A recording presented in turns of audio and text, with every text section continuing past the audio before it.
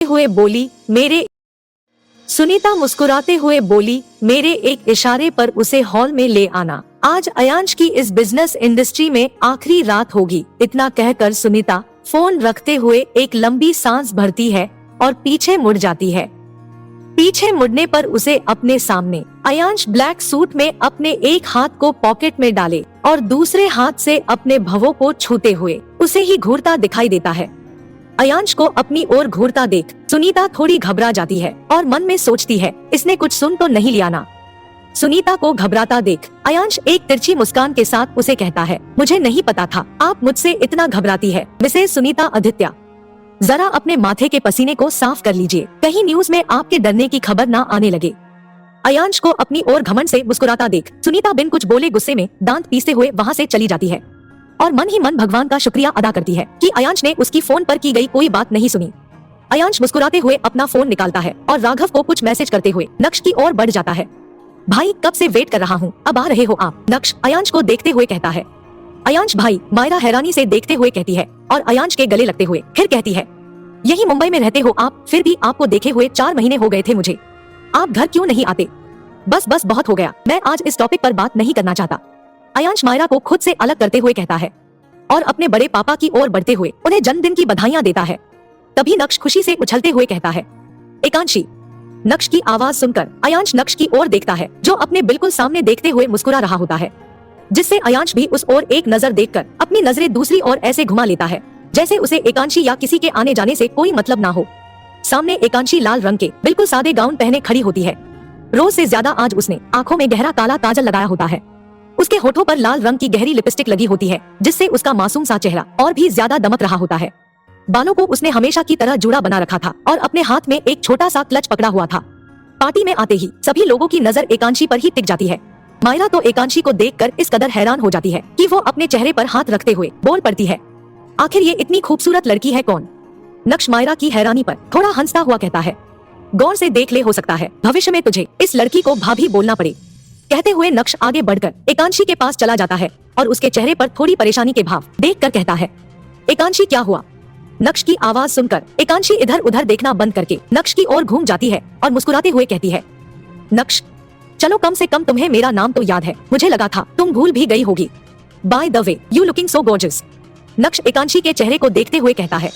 नक्श की बात सुनने के बाद एकांशी कुछ बोलने के लिए अपना मुंह खोल ही रही होती है कि वहाँ मायरा आ जाती है और बिना कुछ सोचे नक्श से कहती है भाई, आप सुबह से जिस लड़की से शादी की बात कर रहे हैं वो यही है।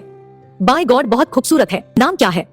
मायरा को लगातार बोलता सुन नक्श उसे अपनी आंखें दिखाता है जिससे मायरा चुप हो जाती है और एकांशी के चेहरे की ओर देखते हुए कहती है मैं मायरा हूँ, नक्श भाई की छोटी बहन। सॉरी, वो मैं ज्यादा बोल गई। मैं एकांशी। सॉरी कहने की जरूरत नहीं है, लेकिन बुरा ना माने तो एक सवाल पूछूं, आप किसकी शादी की बात कर रहे थे? एकांशी उलझे हुए मासूमियत से कहती है आपकी, नक्श भाई से। इतना कहकर मायरा नक्श की ओर देखकर अपनी जीभ निकालकर चिढ़ाती है और वहाँ से भागते हुए अपनी माँ के पास चली जाती है। ये सब क्या कह रही थी वो? एकांशी नक्श की ओर देखकर सवालिये लहजे में पूछती है, जिस पर नक्श अपने बालों में हाथ फिराते हुए सोचता है ना जाने क्या सोचेगी अगर मैंने इससे इस वक्त ये कह दिया कि मैं इससे शादी करना चाहता हूँ। नक्श को अपने आप में खोया देख एकांशी फिर कहती है क्या आप मुझे सच बताएंगे, क्या चल रहा है आपके मन में? कुछ भी नहीं, आओ तुम्हें अयांश भाई से मिलाता हूँ। बात को टालते हुए नक्श एकांशी का हाथ पकड़ता है और चलते हुए उसे अयांश के बिल्कुल सामने खड़ा करके अपने भाई से कहता है भाई देखो, हमारी ब्यूटी क्वीन पार्टी में आ चुकी है। ब्यूटी क्वीन कहने पर एकांशी नक्श को घूरने लगती है जिससे नक्श अपनी आंखें छोटी करते हुए कहता है अच्छा सॉरी, एकांशी आ गई, हैप्पी। एकांशी का नाम सुनकर अयांश पीछे मुड़कर एकांशी को एक नजर देखता है और वापस अपने फोन को निकालकर उसके स्क्रीन को घूरते हुए वहाँ से बाहर चला जाता है। अयांश का इतना ठंडा बर्ताव देखकर एकांशी कुछ देर तक अयांश को बाहर जाता देखती रहती है। तभी उसके कानों में नक्श की आवाज आती है जो उससे माफी मांगते हुए कह रहा होता है भाई के मूड के बारे में कोई भी अंदाजा नहीं लगा सकता, मैं भाई की ओर से तुमसे माफी मांगता हूँ। नहीं, कोई बात नहीं, मुझे बुरा नहीं लगा, हर इंसान एक जैसा नहीं होता। कहते हुए एकांशी हॉल में इधर उधर देख रही होती है जिस पर नक्श कहता है क्या तुम किसी को ढूंढ रही हो? पापा को, आप प्लीज मुझे उनके पास ले चलेंगे, वो वहाँ उनके साथ खड़े हैं। एकांशी अपने हाथ से एक और इशारा करते हुए कहती है। एकांशी के इशारे की ओर देखते हुए नक्श कहता है वो तुम्हारे पापा के साथ वाले इंसान मेरे डैड है और आज उन्हीं का बर्थडे है, चलो उनसे मिलाता हूँ। इतना कहकर वो एकांशी को अपने साथ लेकर अपने डैड के पास जाता है और एकांशी दिनेश को बर्थडे विश करती है, जिस पर दिनेश उसे देखकर कहते हैं अनुराज, कितनी बड़ी हो गई तेरी बेटी और खूबसूरत भी। दिनेश की तारीफ पर एकांशी नक्श की ओर एक नजर देखती है जो उसे ही देखकर मुस्कुरा रहा होता है, जिससे वो अपने सिर को थोड़ा झुका लेती है। तभी उसे अपने पापा की आवाज आती है अनुराज, नक्श भी तो बड़ा हो गया, बचपन में देखा था तब ये और अयांश काफी छोटे थे, तब तो एकांशी पैदा भी नहीं हुई थी। दिनेश बोले हाँ याद है, कितना खुश था तू जब एकांशी पैदा हुई थी, पूरे हॉस्पिटल में नाचता फिर रहा था। दोनों को बात करता सुन एकांशी नक्श से वहाँ से चलने को कहती है, जिससे नक्श उसे लेकर अपनी मॉम के पास जाता है और उनसे मिलाता है। एकांशी भी उनसे अच्छे से बात करती है। एकांशी के कपड़े का स्टाइल और उसके बात करने का अंदाज सुनीता को बहुत अच्छा लगता है, जिससे वो एकांशी से काफी प्रभावित हो जाती है और उसके बालों को अपने हाथों से सहलाते हुए कहती है, बहुत प्यारी बच्ची हो तुम, मुझे तुम बहुत पसंद आई। सुनीता के प्यार को देखकर एकांशी मुस्कुराते हुए कहती है, थैंक यू आंटी। मॉम आपने वो बात की डैड से। नक्श अपनी भवों को उठाकर अपने लफ्जों को खींचते हुए कहता है। नक्श के उतावलेपन को देख सुनीता थोड़ा हंसती है और एकांशी को पार्टी एंजॉय करने को कहकर दिनेश और अनुराज के पास चली जाती है। नक्श आपकी माँ बहुत स्वीट है, मुझे उनसे मिलकर एक पल के लिए ऐसा नहीं लगा कि मैं उनसे पहली बार मिल रही हूँ। एकांशी नक्श से सुनीता को जाते हुए देखकर कहती है। नक्श एकांशी को देखते हुए कहता है, या my mom is so sweet. इधर अयांश हॉल के बाहर आकर एक जगह रुक जाता है और अपने पॉकेट से एक लॉकेट निकालकर उसमें लगी फोटो को देखने लगता है। ये उसके माँ बाप का फोटो था जिन्हें हर पल अयांश मिस करता था और उसे आज उनकी कुछ ज्यादा ही याद आ रही थी, जिसकी वजह से उसे पार्टी में रहने का दिल भी नहीं कर रहा था। अयांश को वहाँ खड़े अपने माँ बाप की फोटो देखते काफी समय गुजर जाता है। तभी उसके कानों में नक्श की आवाज आती है, भाई आप वहाँ क्या कर रहे हैं? नक्श की आवाज सुनकर अयांश अपने पॉकेट में लॉकेट को वापस रख देता है और अपने आंखों में जमा हो चुके आंसुओं को साफ करते हुए मुड़कर नक्श की ओर बढ़ जाता है। नक्श अयांश के चेहरे पर उदासी के भाव देखकर उसके कंधों को पकड़कर कहता है, भाई क्या छोटे पापा की याद आ रही है आपको? पार्टी से इसलिए ही निकल आए ना? अयांश अपने अंदर के दर्द को खुद के अंदर दफनाते हुए कहता है, नहीं चल पार्टी में मीडिया की नजर हम पर ही है, चलो मेरे प्यारे भाई। कहते हुए नक्श अयांश को पार्टी में वापस ले जाता है और जहाँ मायरा और एकांशी खड़ी होती है वहीं जाकर अयांश के साथ खड़ा हो जाता है।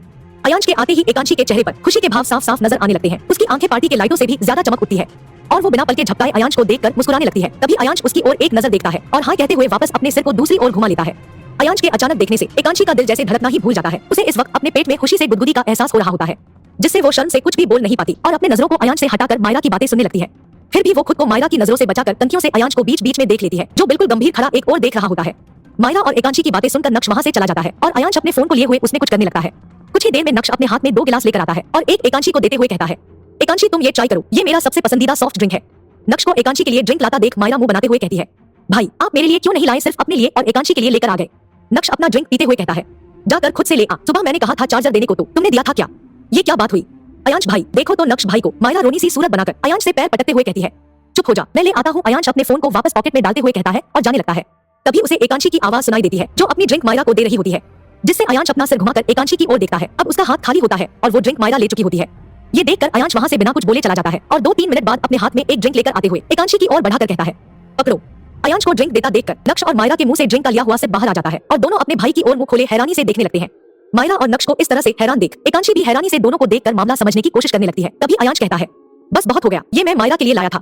मैंने इस लड़की की ड्रिंक मायरा के हाथ में देखा तो इसकी ओर ये बढ़ा दिया। क्या ओवर रिएक्ट करना बंद करोगे तुम दोनों? हाँ हाँ क्यों नहीं, अभी बंद कर देते हैं। नक्श और मायरा एक दूसरे को हाई फाई देते हुए कहते हैं।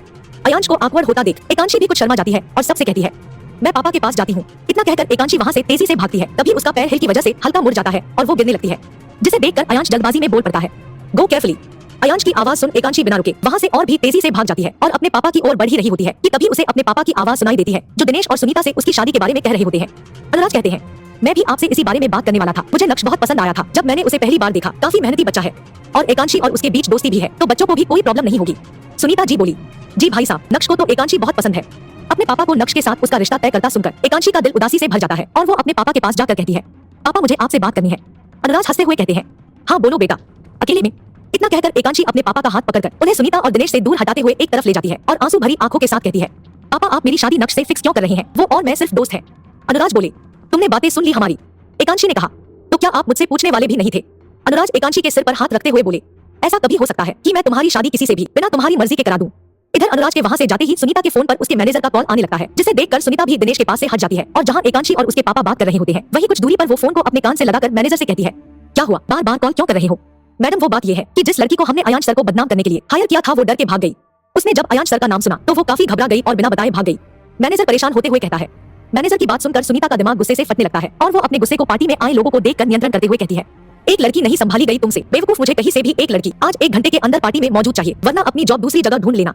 इतना कहकर सुनीता गुस्से में ही फोन को रख देती है और वहाँ से जाने ही वाली होती है कि उसे एकांशी की आवाज सुनाई देती है जो अपने पापा से कह रही होती है, अगर मेरी मर्जी मायने रखती है आपके लिए तो आप नक्श से मेरी शादी नहीं करेंगे, मुझे नक्श नहीं पसंद। अनुराज परेशान लहजे में बोले, लेकिन नक्श अच्छा लड़का है। एकांशी अपने पापा का हाथ पकड़कर बोली, जानती हूँ कि वो अच्छे हैं लेकिन मुझे नक्श शादी के लिए नहीं पसंद, हम दोस्त ही ठीक है। अनुराज संदेह से बोले, तो क्या तुम्हें कोई और पसंद है? अनुराज के सवाल पर एकांशी दूर खड़े अयांश की ओर देखने लगती है और सोचती है, अयांश पसंद है मुझे लेकिन मैं आपको अभी नहीं बता सकती। इतना सोचकर एकांशी नाम में सिर हिला देती है और अपने पापा से वादा लेती है कि वो उसकी शादी नक्श से नहीं कराएंगे। एकांशी की जिद देखकर उसके पापा हार मान जाते हैं और उससे वादा करते हैं कि वो नक्श से उसकी शादी नहीं कराएंगे। इस बात से एकांशी के चेहरे पर मुस्कुराहट लौट आती है और वो अपने पापा को थैंक यू कहते हुए वहाँ से चली जाती है। एकांशी और उसके पापा की बातें सुनकर सुनीता के अंदर का गुस्सा और भी ज्यादा बढ़ जाता है और वो एकांशी को अयांश की ओर देखने से ये भी समझ जाती है कि एकांशी नक्श से शादी के लिए ना सिर्फ अयांश की वजह से कह रही है, जिससे वो मन में सोचती है, इस कल की पैदा हुई लड़की की इतनी औकात कि ये मेरे बेटे को रिजेक्ट करेगी। मैं तुम्हें इस लायक ही नहीं छोड़ूंगी और अयांश से भी तुम्हारा रिश्ता ऐसा मोड़ दूंगी कि तुम उसके लिए सिर्फ नफरत बनोगी। इतना सोचकर वो अपने मैनेजर को कॉल लगाती है और उससे कहती है, तुम जैसे बेवकूफ से कुछ उम्मीद करना मतलब सिर्फ हार। 10 मिनट में पार्टी में नशे की पिल्स के साथ पहुंचो। आखिर क्या किया है सुनीता ने पार्टी में अयांश के साथ, जानने के लिए सुने अगला एपिसोड सिर्फ प्रतिलिपि FM पर। सुनीता का मैनेजर कुछ ही देर में पार्टी में पहुंच जाता है और सुनीता को 2 नशे की पिल्स देते हुए पूछता है, मैडम आपने लड़की का इंतजाम कर लिया है? सुनीता मैनेजर को घूरते हुए बोली, अपना मुंह बंद करो और बिना किसी को पता चले यहाँ तक कि सीसीटीवी की ओर इशारा करके उसे भी नहीं, इस पिल्स में से एक सामने खड़ी लड़की को दे दो और हाँ इस तरह से देना कि उस लड़की को खबर भी ना हो। ठीक है मैडम। कहते हुए मैनेजर सुनीता के हाथ से एक गोली ले लेता है और एक वेटर को चुपके से कुछ पैसे देकर एक जूस के गिलास में पिल्स को डाल देता है और उसके कान में धीरे से कहता है, ये गिलास उस लाल ड्रेस वाली लड़की को ही देना, अगर काम सही से हुआ तो और पैसे दिए जाएंगे। याद रखना इस काम का किसी को भी शक नहीं होना चाहिए, बिल्कुल नॉर्मली करना सब कुछ। मैं समझ गया सर। इतना कहकर वेटर वहाँ से चला जाता है और अपना काम बिल्कुल सामान्य रूप से करने लगता है। कुछ लोगों को ड्रिंक सर्व करने के बाद वो वेटर पिल्स डाले गए ड्रिंक के साथ कुछ और ड्रिंक अपने ट्रे में रखता है और एकांशी के टेबल पर सबको एक एक ड्रिंक देते हुए एकांशी के सामने पिल्स वाली ड्रिंक रख देता है। एकांशी भी बिना कोई ध्यान दिए उस ड्रिंक को उठाकर अपने मुंह से लगा लेती है और उसमें से आधा पीकर वापस नीचे रख देती है। जूस को पीने के 15 मिनट बाद एकांशी को सब कुछ धुंधला दिखाई देने लगता है, जिससे वो सोचती है कि उसने खाना नहीं खाया है इसलिए उसकी तबीयत बिगड़ रही है, जिससे वो उस जूस को पूरा खत्म कर देती है और उठकर वॉशरूम की ओर बढ़ जाती है। वॉशरूम से लौटने के बाद वो अपने टेबल तक खुद को संभालते हुए जा ही रही होती है कि उसके सामने सुनीता आ जाती है, जो काफी देर से उस पर नजरें टिकाए बैठी होती है। सुनीता को अपने सामने देखकर एकांशी उससे दबी आवाज में लड़खड़ाते हुए कहती है, आंटी।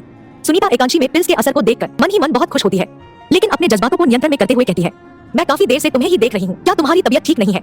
एकांशी अपने सिर पर हाथ रखकर बोली, वो मुझे थोड़ा चक्कर आ रहा है और बहुत बेचैनी सी भी लग रही है, आप प्लीज पापा को बुला देंगी, मैं वापस होटल चली जाऊंगी। सुनीता एकांशी को पकड़कर बोली, बेटा पार्टी तो अभी खत्म नहीं हुई है और तुम्हारे पापा भी लोगों से बात करने में व्यस्त है, तुम कहो तो मैं तुम्हें यही एक रूम दिलवा देती हूँ, जब तक पार्टी खत्म नहीं हो जाती तुम वही आराम कर लेना और मैं कुछ दवाइयाँ भी मंगवा दूंगी तुम्हारे लिए, आफ्टर ऑल मेरी बेटी जैसी हो तुम। एकांशी को इस वक्त सुनीता की कोई भी बात समझ में नहीं आ रही होती और उसे अपने पूरे शरीर में गर्मी महसूस हो रही होती है, जो जाहिर तौर पर उस पिल्स की वजह से ही हो रहा होता है, जिससे वो सुनीता के हाथों को मजबूती से पकड़कर हाँ में सिर हिला देती है। एकांशी को पूरी तरह पिल्स के असर में देखकर सुनीता उससे कहती है, जब तक मैं होटल के ओनर से बात करती हूँ, क्या तुम मेरे भतीजे को एक मेडिसिन दे दोगी? वो डायबिटिक है और आज पार्टी की तैयारियों में उसने अपनी दवा नहीं ली है। मैं उसे ही दवा देने जा रही थी, लेकिन तुम्हें बीमार देखा तो तुम्हारे पास चली आई। अपनी तेज होती सांसों के साथ एकांशी हाँ में सिर हिला देती है और लड़खड़ाती आवाज में उससे पूछती है कि किसे? डॉट सुनीता अयांश की ओर इशारा करते हुए कहती है, वो सामने खड़ा है ब्लैक सूट में, जो अपने टाई को ठीक कर रहा है। अयांश। सुनीता के इशारे की ओर देखकर एकांशी बोलती है, हाँ वही, उससे ज्यादा बातें मत करना, वो थोड़ा गुस्से वाला है, कहीं तुम्हारे हाथ से दवा लेने में उसे गुस्सा ना आ जाए और वो पार्टी में तुम पर चिल्ला ना उठे, या फिर एक काम करो, उसे ये दवा किसी भी ड्रिंक में डाल कर दे दो। इतना कहकर सुनीता एकांशी के हाथ में वो दवा दे देती है और बिना एकांशी की बात सुने फिर कहती है, मैं तुम्हारे लिए कमरा देखती हूँ। एकांशी वही पास के चेयर पर झुकते हुए कहती है, लेकिन आंटी मैं कैसे उन्हें ये दवा दूंगी, आप पहले उन्हें दवा दे आइए फिर मेरे लिए कमरा देख लीजिएगा, इसमें तो काफी वक्त लग जाएगा, अभी केक कटिंग भी बाकी है। अच्छा कोई बात नहीं, दो मैं मैनेज कर लूंगी। सुनीता बनावट के साथ उदास होते हुए कहती है, जिसे देखकर एकांशी को बुरा लगता है और वो सुनीता की ओर देखते हुए कुछ देर सोचने के बाद कहती है, क्या मैं इसे किसी वेटर के हाथों भेजवा दूं? हाँ कोई प्रॉब्लम नहीं होगी, मैं कमरे के लिए बात करके आती हूँ। इतना कहकर सुनीता वहाँ से चली जाती है और एकांशी उठकर थोड़ा आगे बढ़ जाती है। तभी उसे अपने सामने से एक वेटर आते हुए नजर आता है, जिसे रोककर एकांशी अपने सांसों की स्थिरता को बनाते हुए पूछती है, इनमें से किस जूस में शुगर कम होगा? वेटर जवाब देता है, मैम इस एप्पल जूस, ये आपको चाहिए क्या? एकांशी उस जूस में अपने हाथ में लिए हुए पिल्स को डालती हुई कहती है, नहीं मुझे नहीं चाहिए। अयांश की ओर इशारा करके कहती है, उन्हें दे दीजिएगा, उन्हें डायबिटीज है, और वही पास में लगी चेयर पर बैठ जाती है। Okay ma'am. कहकर वो वेटर अयांश की ओर बढ़ जाता है और उसके सामने वो गिलास रखकर कुछ बोलने के लिए अपना मुंह खोला ही होता है कि अयांश का फोन रिंग करने लगता है, जिससे वो वेटर बिना कुछ बोले वहां से चला जाता है। इधर सुनीता पहले से ही कमरे के लिए मैनेजर से बात कर चुकी होती है और वो छुपकर एकांशी को ही देख रही होती। जब उसे लगता है कि एकांशी ने अपना काम कर दिया, तब वो चलकर एकांशी के पास जाती है और उसे कहती है, चलो बेटा चलकर थोड़ा आराम कर लो। एकांशी भी अब पूरी तरह दवाई के नशे में डूब चुकी थी, जिसकी वजह से वो बिना कोई सवाल किए सुनीता के साथ चली जाती है और सुनीता उसे रूम नंबर 209 में छोड़कर वहां से वापस पार्टी में आकर अयांश पर नजर रखने लगती है। फोन पर राघव से बात करते हुए अयांश भी उस एप्पल जूस को पूरा पी जाता है, जिसके कुछ मिनट बाद ही उसे अपने दिल में बेचैनी महसूस होने लगती है और उसे पसीना भी आने लगता है, जिससे वो एक वेटर से पानी मांगता है और उसे पीने लगता है। पानी पीने के बाद भी उसे अपनी तबीयत बिगड़ती हुई महसूस होने लगती है, जिससे वो थोड़ी देर आराम करने के बारे में सोचता है और उठकर होटल के मैनेजर से रूम के लिए पूछता है। सुनीता के पैसे देने की वजह से वो मैनेजर अयांश को रूम नंबर 209 के खाली होने की बात बताता है और उसे रूम का कार्ड की भी दे देता है, जिसकी एक कॉपी सुनीता ने एकांशी को वहां छोड़ने के बाद अपने पास रख ली होती है। कार्ड के मिलने पर अयांश लड़खड़ाते हुए लिफ्ट की ओर बढ़ जाता है और लिफ्ट में पहुंचकर सेकंड फ्लोर का बटन प्रेस कर देता है। लिफ्ट के ऊपर जाने के साथ साथ उसका चेहरा और भी ज्यादा लाल होता जा रहा था, उसकी सांसें भी तेज तेज चलने लगी थी, उसकी आंखों में मधोशी साफ साफ नजर आने लगी थी। वो इस वक्त जिस उत्तेजना को महसूस कर पा रहा था, वो उसने पहले कभी भी महसूस नहीं किया था। जब लिफ्ट आखिरकार सेकंड फ्लोर पर पहुंच गई, तब अयांश लंबे लंबे कदमों से रूम 209 की ओर बढ़ने लगा। कमरे का दरवाजा कार्ड की से खोलकर अयांश उसमें दाखिल हो जाता है और अपने कोट को निकालकर उसे एक तरफ फेंकते हुए अपनी टाई को भी खोलकर वही जमीन पर गिरा देता है। अभी भी उसे ठीक नहीं लग रहा होता, जिससे वो अपने शर्ट के बटन को खोल देता है और एसी के रिमोट को उठाकर तापमान कम करके वही बेड पर बैठकर अपने हाथों को सिर पर रखकर नीचे फर्श की ओर देखने लगता है। तभी उसके कानों में दरवाजा खुलने की आवाज आती है और वो अपने सिर को उठाकर देखता है। सामने एकांशी को लड़खड़ाता देखकर अयांश खड़ा हो जाता है और एक मधोशी भरी आवाज में पूछता है, यहाँ क्यों हो तुम? This is my room, so go down to party. दवाई के असर से अब तक एकांशी अपना सारा होश खो चुकी होती है। जिससे उसके दिमाग में अयांश की एक भी बात नहीं जा रही होती और वो बिना कुछ बोले दरवाजे की ओर बढ़ ही रही होती है कि उसके पैर उसके गाउन में फंस जाता है और वो गिरने लगती है। एकांशी को गिरता देख अयांश दौड़ता है और उसे अपनी बाहों में रोकते हुए उसकी आंखों में ही देखने लगता है। एकांशी की भीनी खुशबू ने अयांश के मन को और भी अधिक अधीर कर दिया और वो अपने होश खोने लगा।